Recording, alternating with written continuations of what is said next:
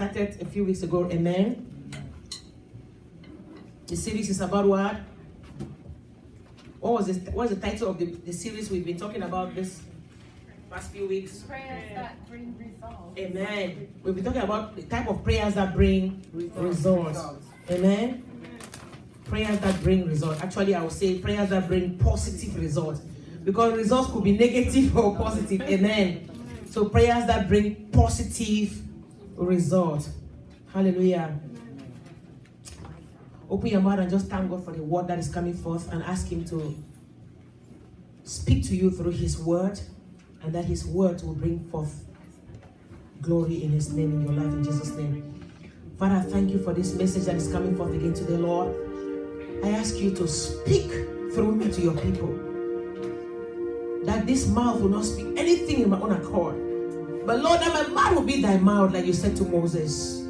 That whatever I speak will be a container of power and fire to bring glory unto your name in your people's lives. In Jesus' name we have prayed. I pray for every heart that they will be receptive of your word. I pray against every wayside enemy, that no seed that is planted in their lives today will be stolen from them. Amen. In the name of Jesus. Amen. That as they leave this place with the word, and the word will guide their steps. As you said, the word shall be a lamp under our feet and a light unto our path. Let it be so in your people's lives today. In Jesus' mighty name we pray. Amen. And the people say, Amen. Amen. Praise the Lord. Amen. Praise the Lord. Amen. Hallelujah. So today, we started with prayer of consecration, right? Prayer of consecration. We talked about praise prayer. Amen. So when you go before God, you consecrate yourself always before, amen, because He's very holy. You check yourself out, amen. We talked about praise prayer, amen. We talked about the importance of praise, that we must praise God before we pray. We get there, we must praise Him. Spend time and praise Him. Last week we talked about prayer of intercession. So last week was a week of intercession, amen. Today we are going to talk about praying in the will of God. Holy Spirit, give me the grace to finish the message on time. No, we're against time. Time is against us. May the Lord help me, guide me to deliver the message in this short time that we have, in Jesus' name. Praying in God's will. Hallelujah. Hallelujah. What is praying in God's will? Praying in God's will is when you come before God in prayer and you let God know that you want His own will to be done, His own desire to be given to you, not your own desire. Because as children of God, as humans, we have many desires of our heart. And many a times our heart desires are not God's desires. That's what I said earlier. Our sister, she shared her testimony here. I said her testimony is in line with the message for today. Because she had two men that came into her life. Amen. They want to marry her, and she prayed to God. Amen. In as much as she wants to get married, but she prayed to God. She said, Father, I know I want to get married, but if any of these two are fig trees, if any of these two are not from you, if they are sent from here, he said, Father, shut the door. She gave God what she wanted God to do. Let there be a cease of communication. You hear that? She desired a man, but she told God, she was not just jumping and rejoicing that, yes, I found a man that wants to marry me. Many of us, we marry the wrong people because we never knew. My people perish for lack of knowledge. We never knew. And we will suffer with it for the rest of our lives. But if we had gone to God and get a confirmation, then we would have known that it was the wrong man. Even though we want to get married, but we do not manage to get married. We chose to marry the right person. That's just one example, amen. So we pray in the will of God. Let us look at Matthew chapter 6, verse 10. When Jesus taught us about how to pray. When the disciple says, Lord, teach us how to pray, He taught them the Lord's Prayer, amen. He said, Our Father who art in heaven, hallowed be thy name. In other words, you're praising God before you enter into His gate with thanksgiving. That's what we talked about, praise prayer. You worship Him, you honor Him. Hallowed be thy name, thy kingdom come. Verse 10, He says, let thy will be done in earth as it is in heaven. You see that? Before he started asking, give us this day our daily bread.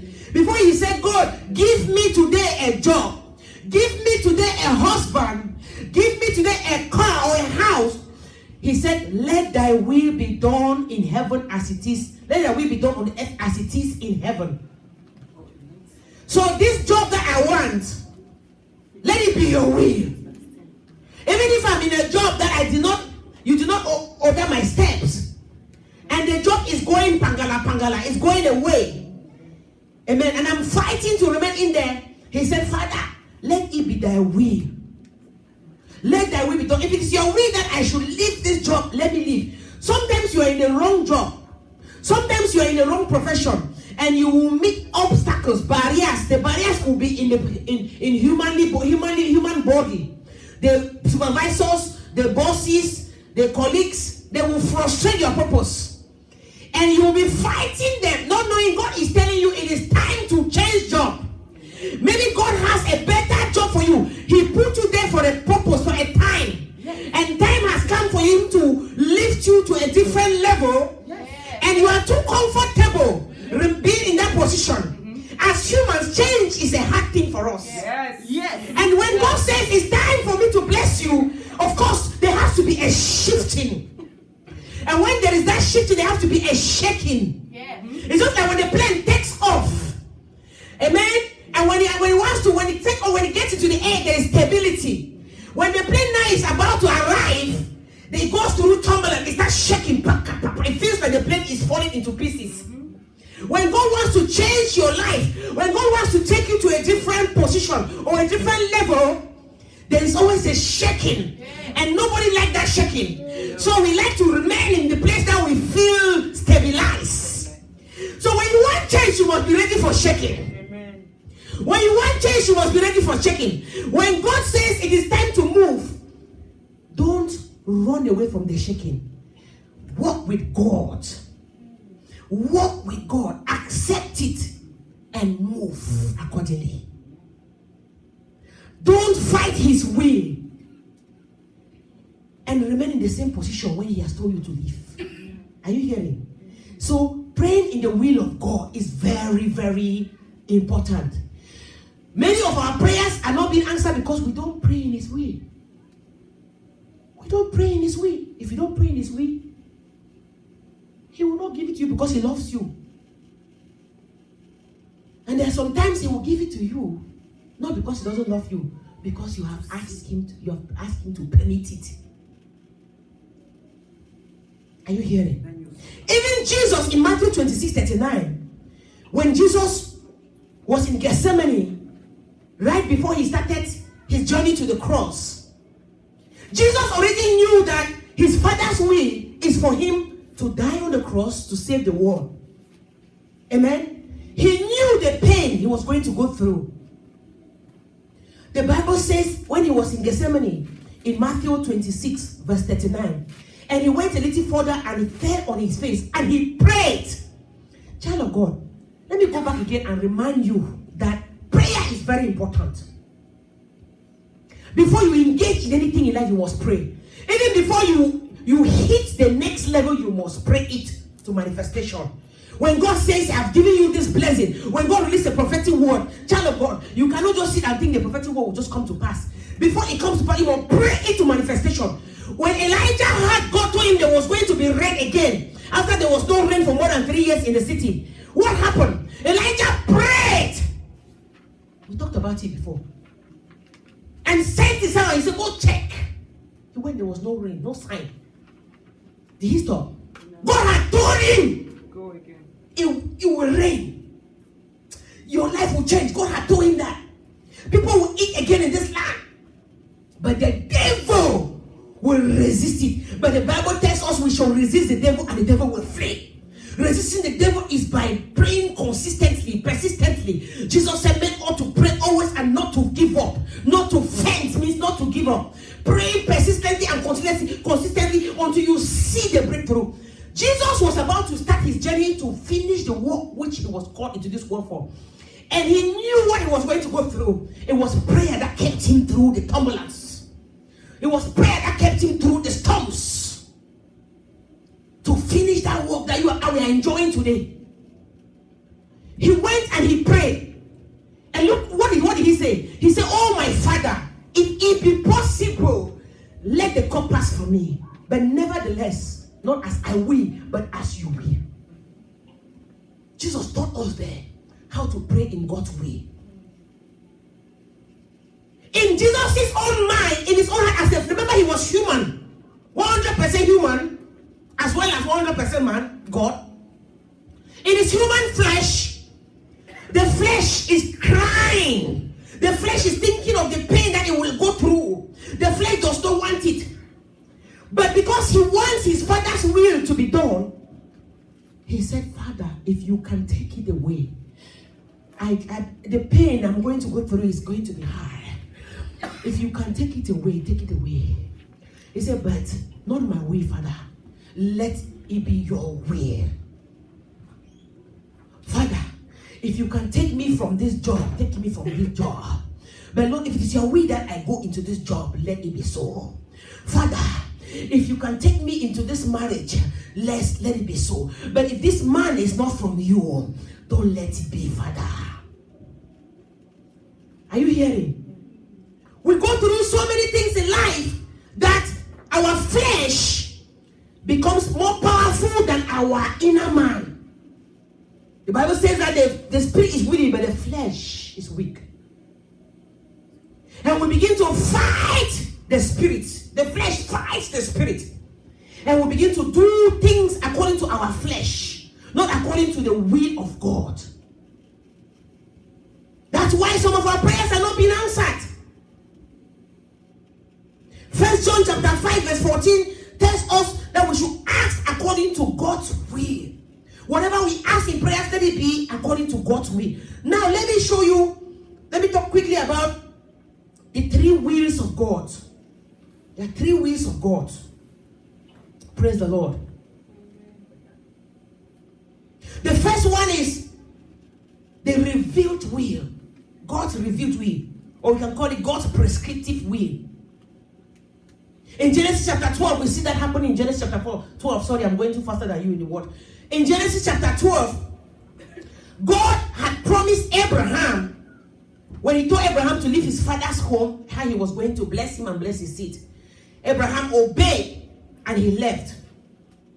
And when Abraham, as soon as he left, there was famine in the land. Abraham went down to Egypt. And in Genesis 26 verse 2, now God said to Isaac, Isaac was about to also go to Egypt. God said, don't you dare go down to Egypt. He said, I will make you a great nation and I will bless you. The Lord said, go down into Egypt. Go not down into Egypt. Are you seeing that? Abraham in Genesis 12 went down to Egypt. His son Isaac was about to also go. God said to him, he said, no, don't go. I will bless you in this very land where you are. Because God had already prescribed the blessing. He had revealed the will, his will, to Abraham. So the time came, he told his son Isaac, he said, no, don't make the same mistake that your father made. Remain here. Are you hearing? What is that? What does that mean? There are times that you have to remain in the pain. There are times that you have to endure the suffering. There are some times that you have to remain in that apartment. Even though it's uncomfortable being in there, it is not God's time yet to buy a house. God has promised you we're going to live in a mansion. But the time has not come. And something is going wrong in your apartment.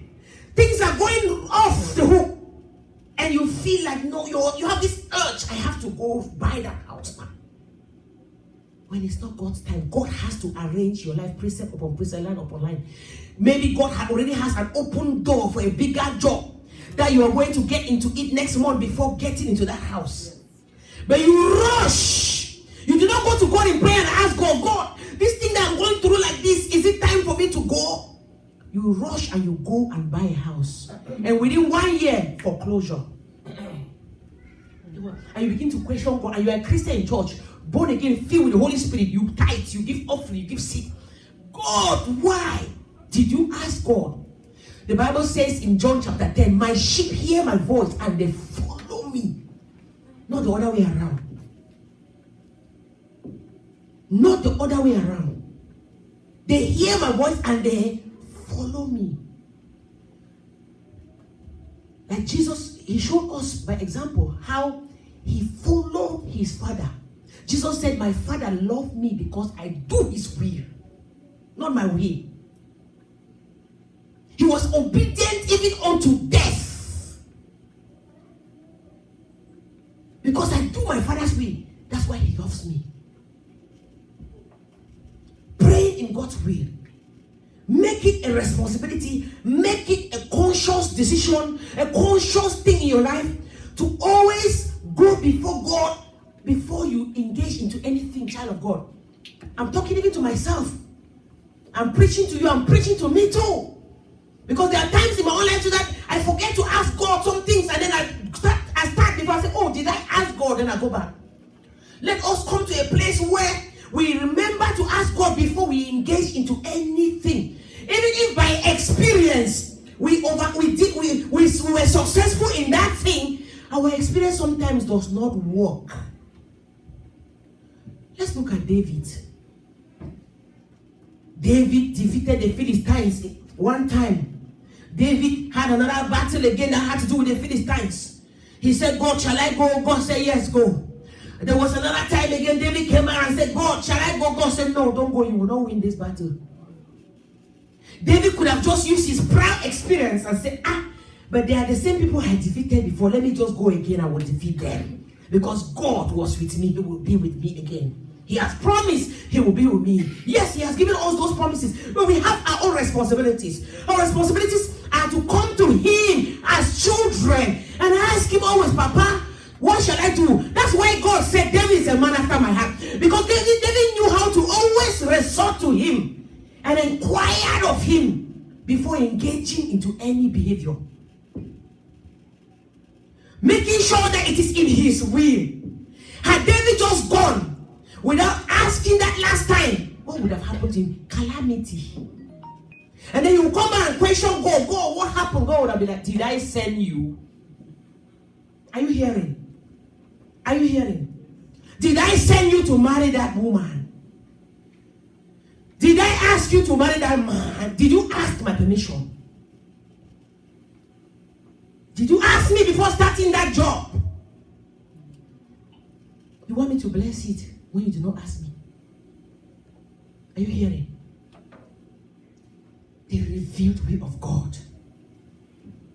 That is the most important thing. We must make sure we walk in God's revealed will. Hallelujah. The second will is the permissive will. I touched on that earlier. The permissive will of God. The best example the best scenario in the Bible I can use to exemplify this reveal of God is the story of Balak and Balaam in Numbers chapter 22. When you have time, read it. I've talked about that many times in this church. Balak and Balaam. When God said to him, don't go. Because his heart was so much after. Just our human heart is always after riches and blessings. That's the flesh. We don't want to be blessed. Balaam promised him blessings. He went to God. God said, don't go. Balaam sent people again. He went back. Why go back again? After God had already told you, don't go. You see what I'm saying? I come to God. I clearly hear his voice. God said, don't you marry that woman. I've heard it. I know it's God's voice. The family come back again, or the woman come back again. And I go back again and I say, God, shall I marry him? Did God not say no? Because now God knows that you want him to permit you.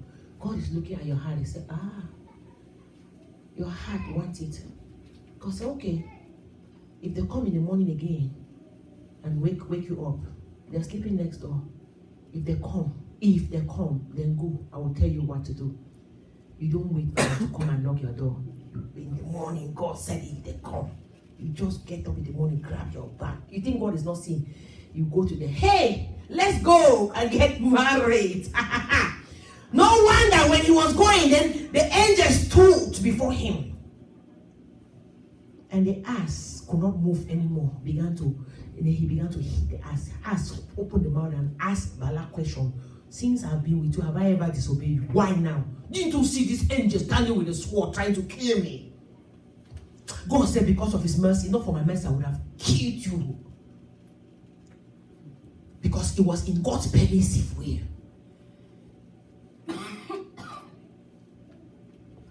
It was in God's what? Permissive way. Hallelujah.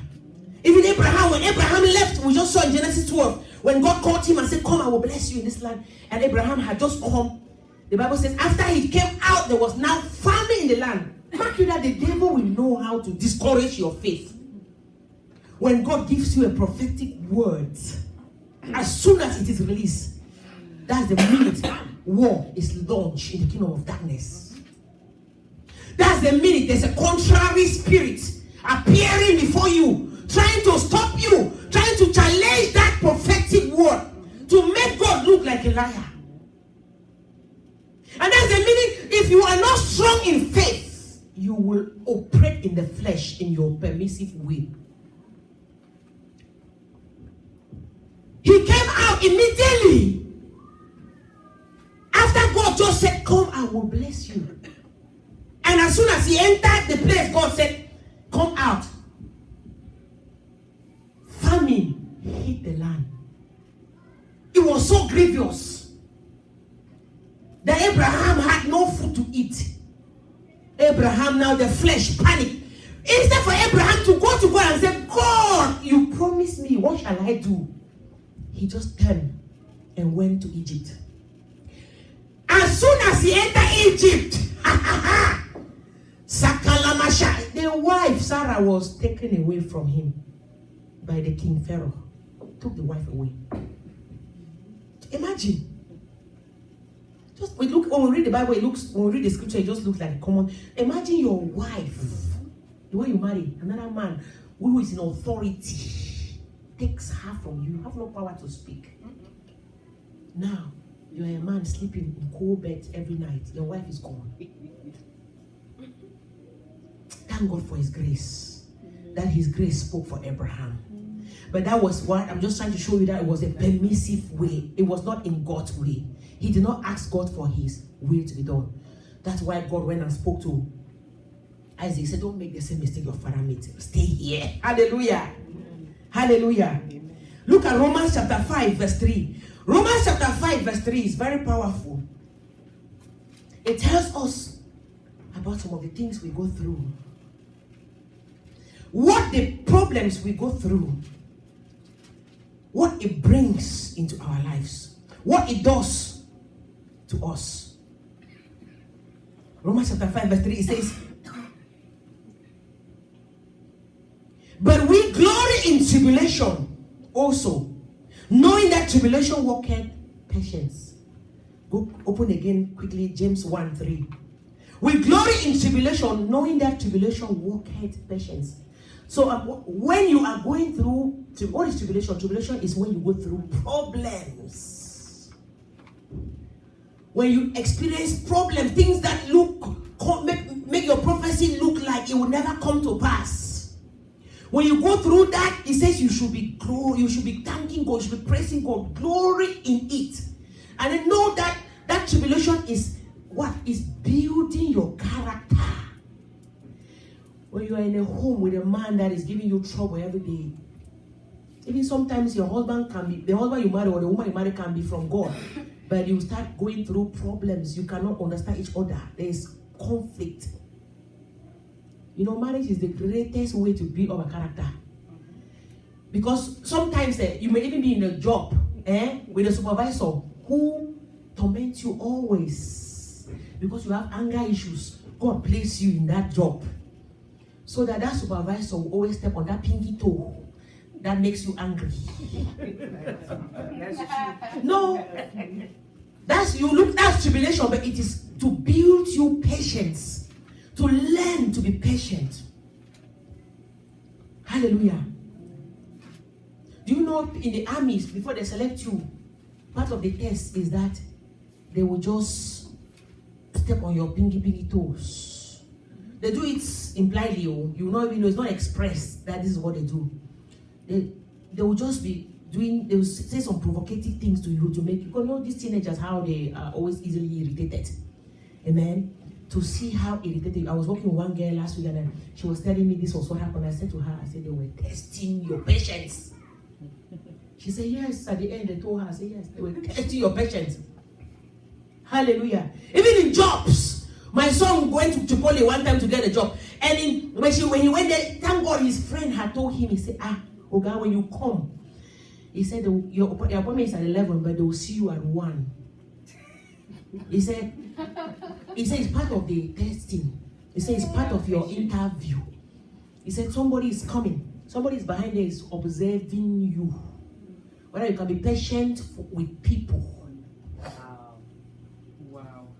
Are you hearing? Are you hearing? And it happened exactly as they told him. And he was patient. When they finally came, he smiled. But if they had not told him, you know these teenagers, yes. Not even teenagers, even us adults. Do you have that kind of patience? You're looking at your time. This man. Go ahead. Are you hearing? God placed some people in front of you to cause you problems. Yes. To humble you, to build up your character. You think that how can you overcome anger? You will face somebody that will always provoke you. Yeah. Yes. That's true. Always the point of your need. They will think you there always. God placed you there. And God wants you to be patient. To learn to be patient. Hallelujah. What does James chapter 1 say? James chapter 1 verse 3. Is that verse 3? Yes. He said, knowing this, that the trying of your faith worketh patience. Go to the next one. But let patience have her perfect work, that you may be perfect and entirely wanting nothing. The trying of your faith worketh patience. And it tells us also there that if you go the one before, it says you should count it all joy when you fall. Count it all joy. In your tribulation, rejoice. Because God is what? He's helping you to build up your character. Tribulations will bring you to patience. It will build up patience. And it also says patience will build up an experience. It will give you experience. Because if you're patient, you learn by experience. All those things you're going through in that place where you are, in that thing where you're going through, you're losing your patience, you want to leave. God is saying to you, it's not time. In His will, you have to learn to be patient. Patience will give you experience. From experience, when you face a problem tomorrow, you will remember that God saw me through it. That God that helped me out of that similar situation can help me out of this one. From experience, you can stand and challenge the devil. And it says experience lead to hope. You see that? And then hope brings no shame, which means the blessing must surely come to pass. So for you to have hope in God, you must have an experience. But it's true now. If you have not experienced something good with God, can you hope in Him? Hope is almost like faith. Can you trust or have faith in this God? He must do something for you. Maybe just like my sister was testifying today, he was saying, God has been so good. God did this and did that and that. Those are experiences. You've experienced the hand of God. You've experienced the love of God.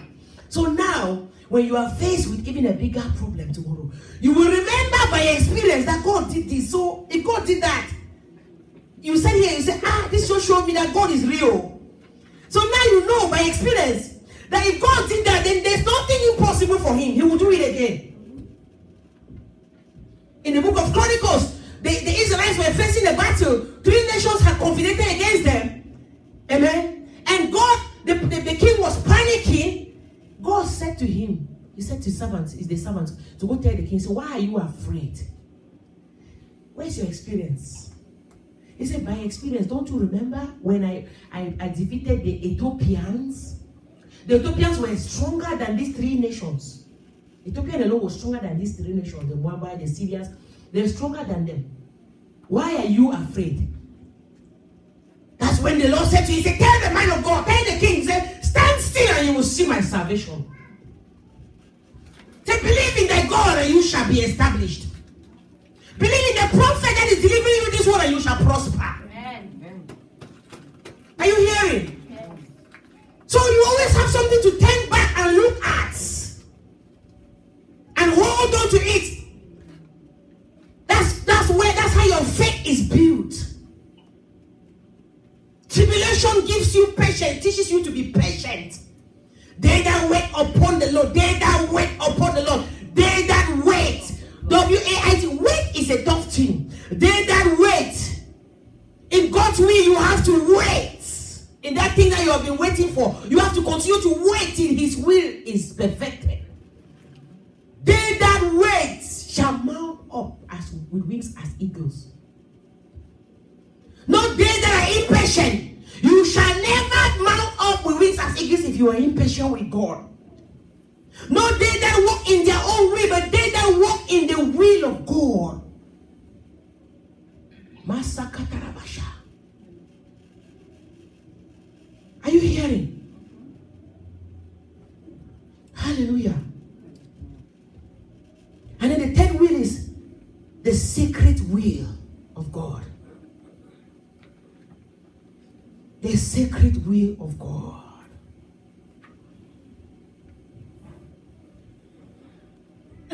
In Job chapter 42, Job 42 verse 2, when Job was going through his own experience, Job said, I know that you, God, you can do all things. And your purpose cannot be thwarted. I know that you can do all things, and your purpose, well, that's a different version, and that no thought can be withholding from thee. King James, the old King James verse says, I know that you can do all things, and your purpose cannot be thwarted. Be thwarted means your purpose cannot be opposed. Your purpose cannot be stopped. So Job declared, even look, this is when Job was going through, you know, all of you know the story of Job, you know what he was going through. But he was patient with God. Amen. He was counting it all as joy. He said to God, he said, I know that your purpose cannot be thwarted. Because he knew that God had a plan for his life. God's plan in your life is his secret will. It is that thing that God will never tell you. That thing that he will never show you. There are things he will reveal to you. I will just saw it in the review. There are things he will not reveal to you for his own purpose. If there are some things that if God show you now about you, will you even pray again? No. Yeah, no. He's a good father. He knows us very well. If he shows you now that, on Sunday next week, you're going to get a check in your bank account of 10 million. Somebody will just, you will quit your job today. You will put your resignation letter today. Are you hearing? Remember one thing, when God reveals, the enemy attacks. So there are some special things that God will not show you because He does not want the enemy to attack you. Because you will make you to, you will not even pray as you're supposed to pray. But when He tells you, there's some things He tells you, I will do this, and He does not give you the time, you will begin to pray. Because your prayer makes access to it. Remember, your prayer is the universal key that makes access to it. Your prayer is the charging dot. The charging dot when you recharge the bullet. The word is the bullet. Your prayer, when you have the word in you, you recharge with the prayer. You shoot it. If you don't pray, you will not have that thing. That's why Jesus even said, when Jesus was talking about the last days, he was talking about what will happen. The disciples said, when? He said, not even me. No. Not even the angels. No. Except God himself. Even Jesus the Son does not know the secret of his Father. If everybody knew the secret, Satan would have been the ruler of this world now. Yes. Lucifer. That's true. Yeah. Because remember, he was a light bearer there. He thought he knew everything about God. God is light. He was the one that carried the light. So he knew every secret about God. But he did not know that God has that final one that nobody, not even his son knows. Only him alone. The sacred key. That sacred key that he must unlock every door that has been shut in your life. That sacred special key that he will unlock every door that has been shut in your life. That whether the devil like it or not, that door must be open in his due time, in his due season. Whether the devil comes like a floater, that door must be open. Amen. The sacred will of God. The sacred will of God is when you look back and you say, Papa, thank you. Wow. I did not know this was why you denied me this thing now. There was a time in my life that I had an immigration condition in my family when I was trying to bring my children abroad. There was a serious immigration condition, some of you know, that God made a way. We had it and lost it all the very night.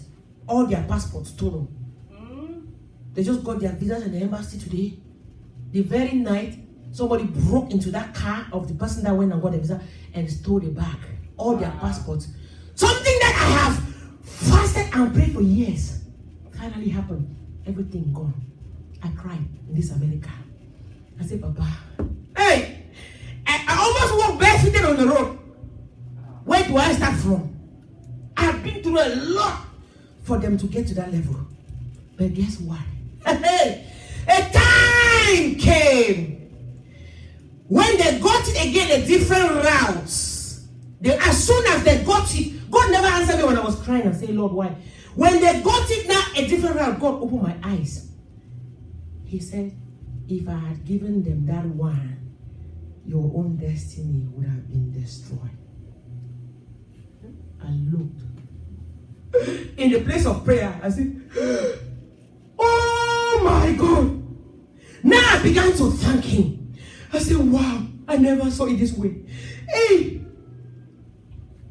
that is the sacred will of God. The sacred will of God is when you look back in retrospect, and you thank God for what he has done. You thank God for not giving you that thing that you wanted in that time. Hey, it's not every time, it's not everything, it's not every time that you cry over things that over failures or defeat. He has promised you, he will never defeat you, will never be defeated, you will never be ashamed. As long as you know you are walking with God in his perfect will. As long as you know you are walking with God, you know you always go before him and ask him, child of God, every pain you're going through today shall be counted as a glory unto the name of the Lord. God will turn it for your glory. God will turn it for your glory. God will bless you out of that situation. You will look back and say, Father, thank you. Thank you that you did this for me. I never knew it was because of this that I went through this. I never knew it was because of this that you denied me this thing.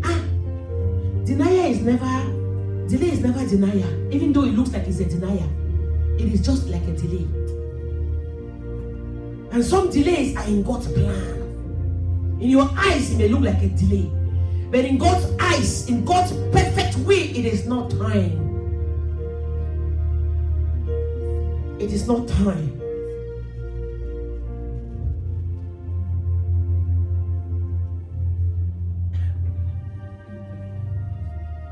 Ephesians 1:11 also tells us that we must ask all things from God according to his will. That's Paul writing. Not our way, but his way. I pray that from this day to day, you begin to ask God things in his way. And everything that you and I, we have already permitted God to do for us, that has led us to dead ends. Some cries, some tears that we are sharing, they are because of permissive way. Today, mercy shall fall upon you. I said, today, mercy shall fall upon you. Today, mercy shall fall upon you in the name of Jesus. Before we go into prayers, I'll show you two things. How do you know God's will? You may ask me, say, Pastor Ben, how do I know that it's God's will? There are only two ways you can know. Number one, Psalms 119, verse 105, it says that your word is a light unto my path and a lamp under my feet. You can only know God's will in his word. The will of God for your life is in here. The will of God for your life is in here. Your destiny was predestinated. It was written before you were formed in your mother's womb. Before your mother and your father even thought of conceiving you. Before they even met each other. Your destiny was written in this book. In this book, the word of God is a lamp. Look at a lamp under your feet. You're walking here. A lamp. You don't know if you put your feet here, you'll fall in a pit. Or there's a stone here. Or there's a snake here. That lamp, it lights up your path as you are going nearby. It's the word of God. It shows you which place to put your step. It says, hey, there's a snake there. Put your step on the left or take a step back. Hey, it says there's mud there. Don't put your feet there. It's a lamp. It guides your steps to God's perfect way, to the place of perfected ending. Because he said in Jeremiah that my thoughts towards you, they are good thoughts and not of evil, thought to prosper you and to bring you to an expected end. This word will bring you to an expected end. It says, light onto your path. It lights up. It lights up. It makes you to see far. To see far what is happening ahead of you. I can see that door. Before I start going even, I've already guarded my area. I know with the lamp of God, I know that this is where I'll put my steps. Then I look further, I see the door that is open, which door to go to which route to take. It lights up. It shows me ahead where to go, which direction to take. That's how you know his way is in this book. That's why you must meditate in it, as he said to Joshua. He said, meditate in it day and night, child of God. Many Christians like me, like back in those days, I told you this, I used to have my Bible. I had a Bible, but I never read. I only read in church on Sunday. Before God called me, I was always, my Bible, I'll stay with it under my pillow. Thought it would protect me from witches and wizards. I had my one favorite psalm. Every night I would read that psalm, then put it under my pillow and sleep. It came even to a point where I was not even reading the psalms, but I made sure my Bible is under my pillow. And I had one in my car. That even if I have an accident, it will protect me. The Bible does not protect you, it is what is inside. If you don't uncover it, your destiny remains covered. To uncover your destiny in line with God's will, you open this thing every day. The mystery of it, the revealed will of God in it, God will begin to reveal to you his way. You begin to see. That's why this book never goes old. No matter how many times you read it, every time you come back, it's a new revelation. Is there any book that can be compared to this book? No. You can read it 10 times and you go back. Every time you go back, it's different. Hey! Every time you go back there, the Holy Spirit guides you into it. And you begin to know what exactly to read that matches your condition at that time. Are you hearing? So the first key I tell you, I say, is what? The word of God. And the second key is walk in the Spirit of God. That's it. Walk in what? In the Spirit of God. Psalms 143 verse 10. David says, he said, teach me to do your will, for you are my God. Let your good spirit lead me on a level ground. Hallelujah. Teach me to do your will. You learn here to do his will, and his good spirit leads you. Walk in the spirit. The Bible says, walk in the spirit and you will not fulfill the laws of the flesh.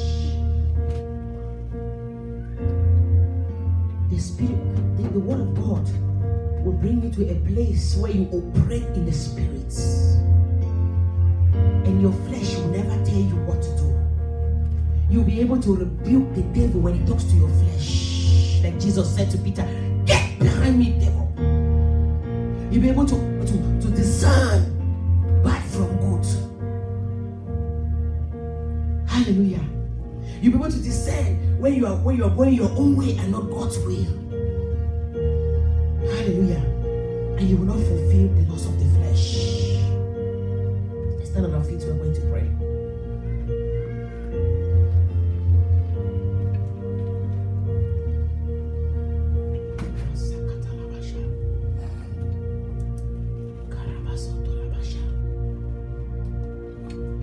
You've heard the message. You've heard the message today about prayers that bring results, positive results, praying in God's will. From this day forward, begin to pray in his will. It's a practice, daily practice. You may be forgetting, but keep practicing to go to God, who is the author and the finisher of your faith, who is the beginning and end, who created you. Practice to go to him like a child. The Bible says Jesus taught us how to be like children. He took a young child, he put before the disciples, he said, if anybody can be like this. When they were trying to rebuke the children, he said, don't rebuke them. Suffer not these children to be rebuked. Anybody can be like this. It doesn't say you should go back and be like a baby. He says, have a childlike spirit, a childlike mind. When you look at him always as a father, when you are never grown in his eyes, no matter how big you are in authority in your family, in your community, you always remember that there is a father above you that you have to go to and ask for his permission before you do anything. I want us to pray. We're going to pray, ask God for his grace over the mistakes that we have already made. Because many of us, we have made mistakes, including myself.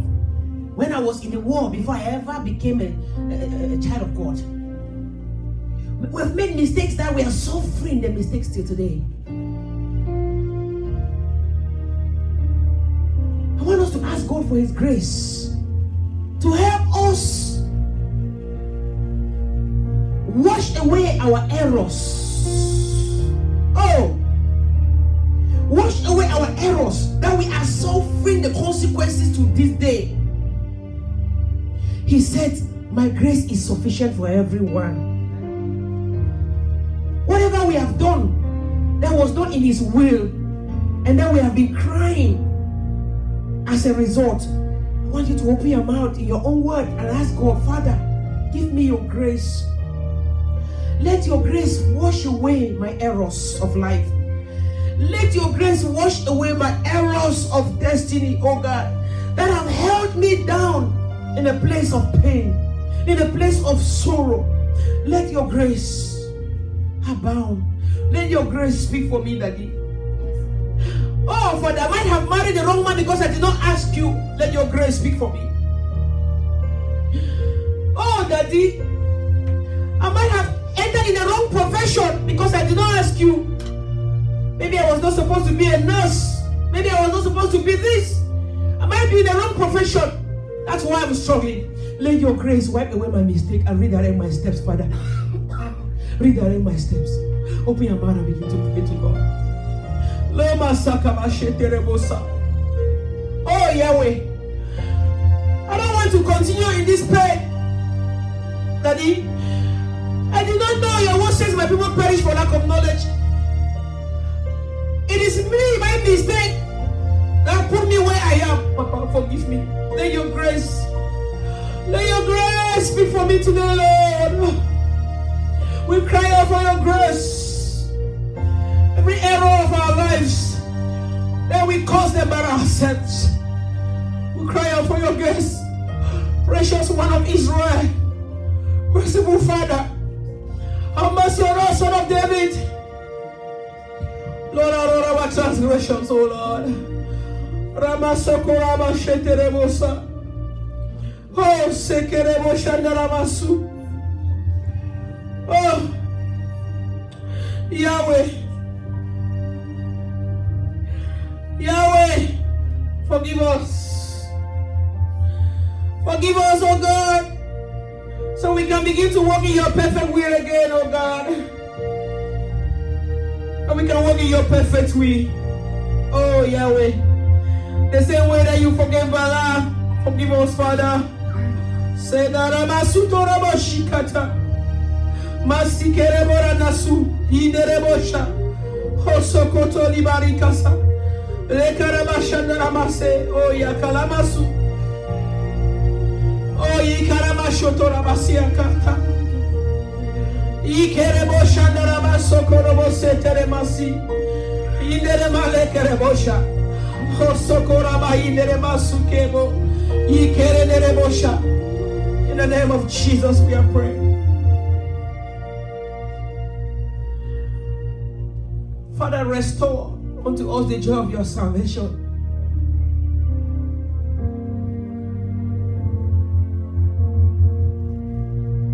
Restore. I want us to ask God right now that if we have found grace in His sight, let Him restore our lives. You know, I feel in my spirit, some of us have made some mistakes in our lives, like that we made some mistakes by walking away from certain things or certain people that we are still suffering today as a result, or walking away from certain places. I want us to ask God to restore, because we were impatient when tribulation was there. We were impatient when the shaking and the storms hit us. We were impatient to wait on God. We took a quick decision. We haste our steps and ran out. You know, there are some people that walk away from a church that God had placed them there because God knows that, because that's where their blessings are. God placed them in the ministry and said, that's where your blessing is.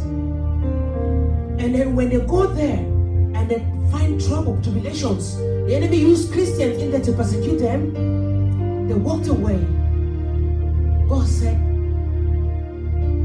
they begin to struggle where they are. No glory, because they left the place of glory. When I was living in London, I went to a ministry that God ordered my steps to. And at the time when my own blessing was about to come, an immigration condition was believing God for, the woman of God who was the assistant pastor of the church, she offended me. And I left. I said, I'm not going back there anymore. And in the place of prayer, God said to me, He said, if you leave, you will not get your blessing. That's where your blessing is, for that immigration condition. He said, go back there. Go back and learn to be patient. Go back. And as I went back, it didn't take 1 month, breakthrough came. I thank God that I obeyed. I heard His voice at that time. But there are many of us, there are many things that we have walked away from, that we did not hear God's voice. And we are suffering today. And God is saying to us, we have to go back. I want us to ask God right now, Father, whatever I walked away from, that is my blessing, I ask you to restore in your perfect will. Guide my steps. God can restore. There are some marriages that are broken. Look at my spiritual father, Papa Benny Hinn.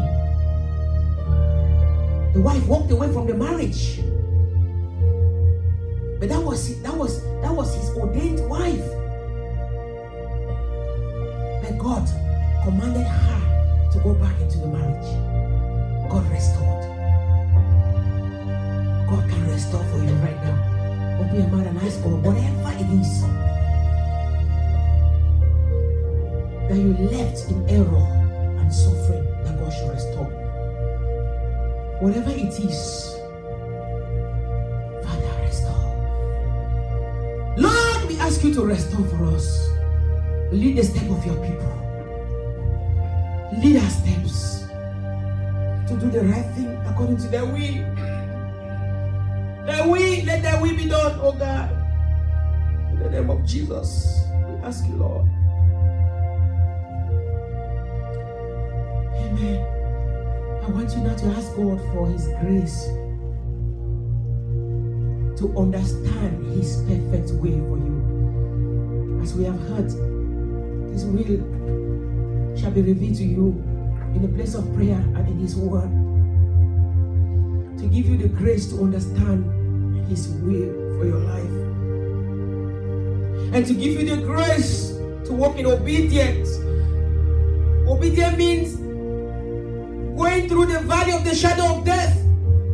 Not living when God says not living. Obedience means going even through the fires. Not refusing to go through the fire if God says you have to go through the fire to come out like gold. On the other side, blessed. The grace to understand His will and the grace to go through it. To go through the persecution, to enjoy it. The Bible says that when Jesus saw the glory of His Father on the cross, and He endured all the persecution, because that was the perfect will of His Father. He got the revelation. He saw the glory and He endured the persecution. He went through the fires. He went through the chastisement. He went through it all, the tribulations. He went through it. Jesus said in John chapter 15, He said, the servant is never greater than the master. He said, if I was persecuted, you shall be persecuted. You are partaking of my suffering. What I went through, you will go through, because you are in the world but not of the world. Ask God to give you the grace to go through it all, to endure it according to His perfect will, to endure, to understand the will and to endure the suffering, so you can get to the expected end like Jesus got to the expected end. Father, give us the grace. Give us the grace, Lord, to endure all the persecutions and tribulations, to endure them until we get to the expected end. Thank you, dear Father, in the name of Jesus.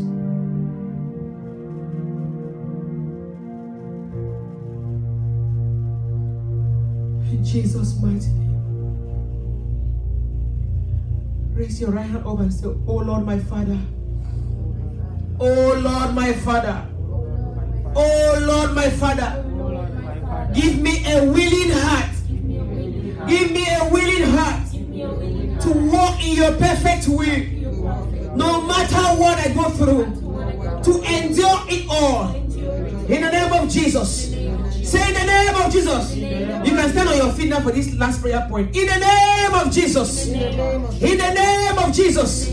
Say every spirit of discouragement, I come against you. I come against you. Say you spirit of discouragement against my life, by the power of the blood of Jesus, I come against you. I come against you. I come against you. I come against you. In the name of Jesus, I will go through it all unto the end. I am unstoppable. I am unstoppable. I am undestroyable. I will go through it all. In the name of Jesus. Clap your hands and tender to your prayer point. 1 minute. Take 1 minute. Pray. Pray against the spirit of destruction, of discouragement. The power of discouragement. I will not be discouraged. I will go through it all. I will not do my own thing. I will not. I will go through it all. Yikarabasha. Reborabarabarabarabarabaraso. Yikarabosatarabashe. Remamamamasu. Yikereborabasetere. Makierabosha. Rekereborabarabarab. Yakatatata. Yakatatata. Ramasataba. Yakatarabasha. No matter what comes my way, I refuse to give up. I'm a fighter. I'm not a quitter. I'm a winner. I'm not a loser. I am born like a lion. Rakabasha. I'm a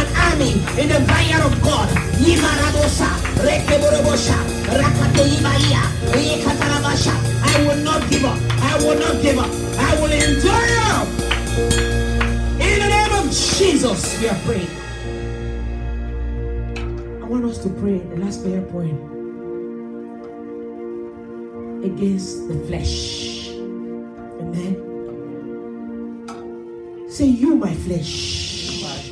You, my flesh. You have no power. You have no power Over my life. over my Say, Father, Father. Father, Father. Father, Father. I commit my flesh My flesh to my soul. to my soul. I commit I commit my soul my soul to my spirit. to my spirit. I commit I commit my spirit my spirit under the spirit of the Almighty God. Say, you, my flesh, you have no power over my life. I will go God's way. I will go God's way. I will do things according to God's perfect will. Say, perverse spirit, you will not touch me. You will not direct my steps. In the name of Jesus. Say, from this day forward, you, my flesh, you are subjected under my soul. My soul, you are subjected under my spirit. My spirit, you are subjected under the spirit of God. Clap your hands and take that to a prayer point. Your flesh, you have no power over your life.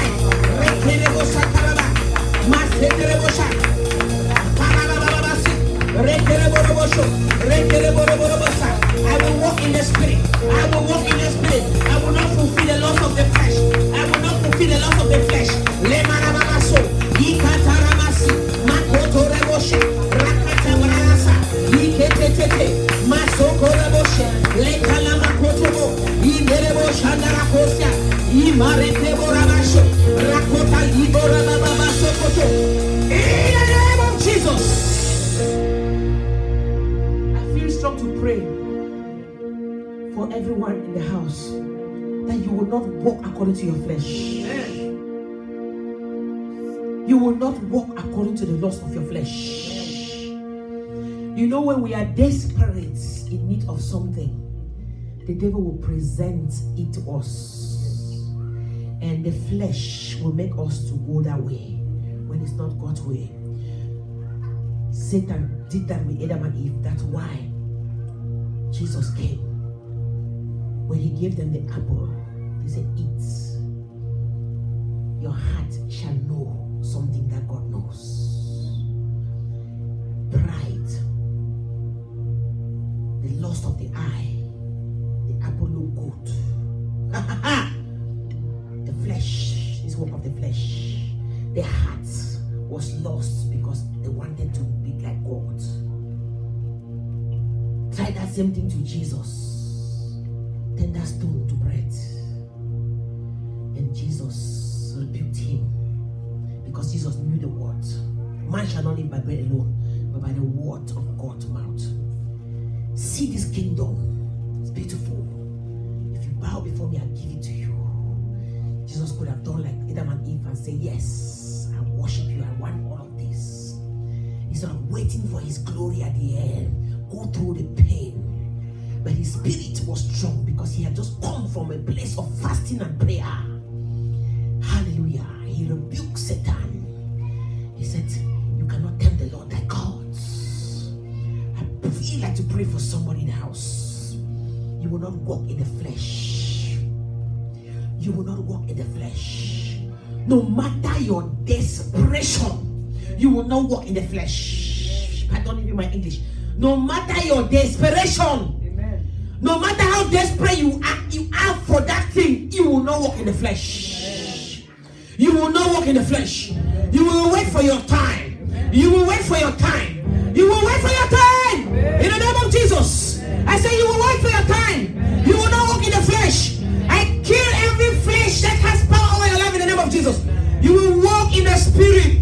You will walk in the spirit.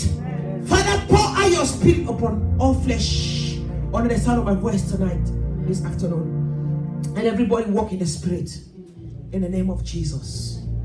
In Jesus' mighty name, I declare and I decree it done, that you will walk in the spirit. You will not fulfill the lust of the flesh. Whatever the devil is presenting to you, you will reject it. I release a spirit of discernment over your life to know evil from good in the name of Jesus. I release a spirit of power to be able to stand and rebuke the devil, to be able to reject the presentation from the devil in the name of Jesus. I release a spirit of encouragement over your life to be able to wait upon the Lord for your due season. In Jesus' mighty name, the perfect will of God shall be done in your life. Say, Lord, let thy perfect will be done in my life. Lord, let thy perfect will be done in my life. Lord, let thy perfect will be done in my life. In the name of Jesus, may the perfect will of God be done in your life in Jesus' mighty name. I said, may the perfect will of God be done in your life in Jesus' mighty name. In Jesus' mighty name. Amen. Put your hands together for Jesus. Are you blessed? Are you blessed? Are you blessed? You may take your seats. As you take 1 minute and